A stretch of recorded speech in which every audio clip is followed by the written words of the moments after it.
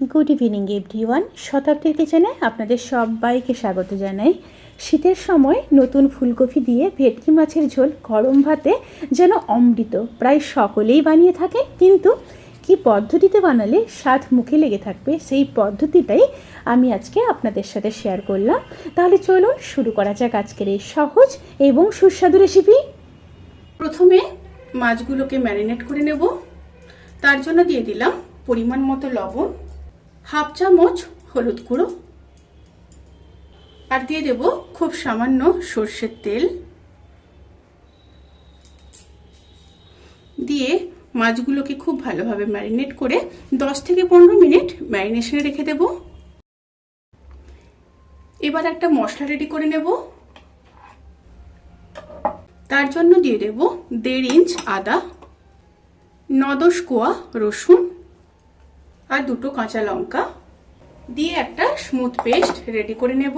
এবার একটা প্যানের মধ্যে কিছুটা জল নিয়ে নিয়েছি। জল গরম হয়ে গেলে জলের মধ্যে হাফ চামচ লবণ দিয়ে দিলাম। এবার গ্যাসের ফ্লেমটাকে অফ করে দিয়ে একটা মিডিয়াম সাইজের কেটে রাখা ফুলকপি দিয়ে দেব। দিয়ে 10 মিনিট এই গরম জলের মধ্যে রাখবো, তাতে করে ফুলকপির মধ্যে যদি কোনো জার্ম কিংবা পোকা থেকে থাকে সেগুলো নষ্ট হয়ে যাবে। তারপর কিন্তু ছেঁকে তুলে নিতে হবে। এবার প্যানের মধ্যে বেশ কিছুটা সর্ষের তেল দিয়ে দেব। তেলটা গরম হয়ে আসা পর্যন্ত অপেক্ষা করব। তেল গরম হয়ে গেলে মাছগুলোকে ভেজে নেব।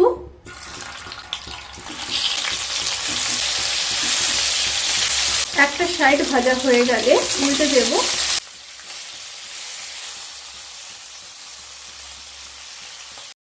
দুটো সাইড খুব ভালোভাবে ভেজে নিয়ে তারপর ফিরে আসছি। মাছগুলো ভাজা হয়ে গেছে, এবার তুলে নেব। এবার ওই তেলে কেটে রাখা মিডিয়াম সাইজের 2টো আলু ভেজে নেব। খুব সামান্য লবণ দিয়ে দিলাম। আলুগুলোকে ভেজে নিয়ে তারপর ফিরে আসছি। আলুগুলো ভাজা হয়ে গেছে, এবার আলুগুলোকেও তুলে নেব।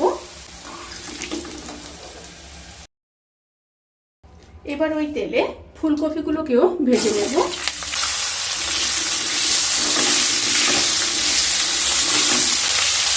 ফুলকপিগুলো ভাজা হয়ে গেছে, এবার তুলে নেব।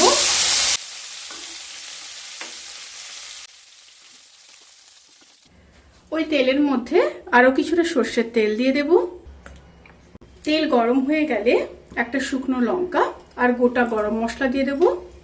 এলাচ, লবঙ্গ, দারচিনি, এলাচগুলোকে আমি একটু থেতো করে নিয়েছি। আর দিয়ে দেব হাফ চামচ গোটা জিরে।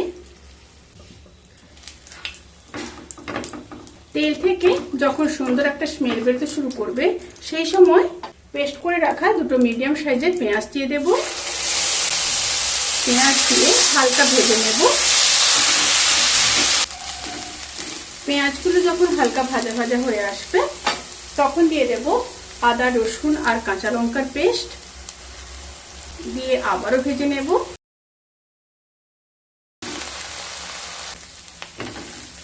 পেঁয়াজ, আদা, রসুন, কাঁচা লঙ্কা যখন খুব ভালোভাবে কষানো হয়ে যাবে তখন দিয়ে দেব পরিমাণ মতো লবণ, রোস্টেড জিরে আর ধনের গুঁড়ো দিয়ে দেব 1 চামচ। অবশ্যই এখানে রোস্টেড জিরে আর ধনের গুঁড়ো দেবেন। এখানে আমি হাফ চামচ জিরে আর হাফ চামচ ধনেকে শুকনো খোলায় ভেজে গুঁড়ো করে নিয়েছিলাম। আর দিয়ে দিলাম হাফ চামচ কাশ্মীরি লঙ্কার গুঁড়ো, 1 চামচ হলুদ গুঁড়ো, সাথে দিয়ে দেব 100 গ্রাম ফিটিয়ে রাখা টক দই। এই সময় কিন্তু স্টিম অতি অবশ্যই লোতে থাকবে। এবার খুব ভালোভাবে মিশিয়ে নেব। খুব ভালোভাবে মিশিয়ে নিয়েছি। এবার খুব সামান্য জল দিয়ে দেব। যেই পাত্রে আমি টক দই গুলেছিলাম সেই পাত্রে অল্প জল নিয়ে দিয়ে দিলাম। আবারও খুব ভালোভাবে মিশিয়ে নেব। খুব ভালোভাবে মিশিয়ে নিয়েছি। এবার মশলাগুলোকে কষিয়ে নিয়ে তারপর ফিরে আসছি।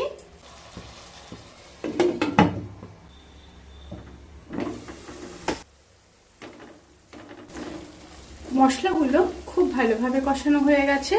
এবার ভেজে রাখা আলু আর ফুলকপি দিয়ে দেব। আলু আর ফুলকপি দিয়ে মশলার সাথে খুব ভালোভাবে মিশিয়ে নেব। খুব ভালোভাবে মিশিয়ে নিয়েছি।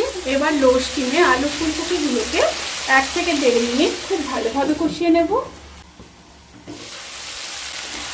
খুব ভালোভাবে কষিয়ে নিয়েছি। এবার পরিমাণ মতো জল দিয়ে দেব। এখানে জলের পরিমাণ আপনারা এখানে নিজেদের পছন্দ মতো দেবেন। জল দিয়ে খুব ভালোভাবে মিশিয়ে নেব। এবার ফুটে আসা পর্যন্ত অপেক্ষা করব। ঝোলটা যখন ফুটে আসবে তখন স্টিমটাকে লোতে রেখে ঢাকা দিয়ে সবজিগুলো 80% সেদ্ধ হওয়া পর্যন্ত অপেক্ষা করব।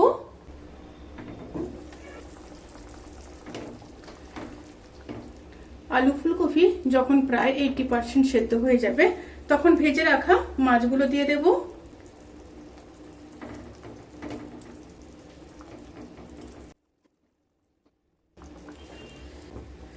মাছগুলো দিয়ে ঝোলের সাথে খুব ভালোভাবে মিশিয়ে নেব।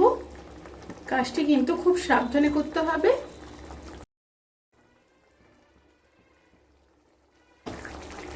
এবার আবারও 2 মিনিট লো স্টিমে রান্না করে নেব।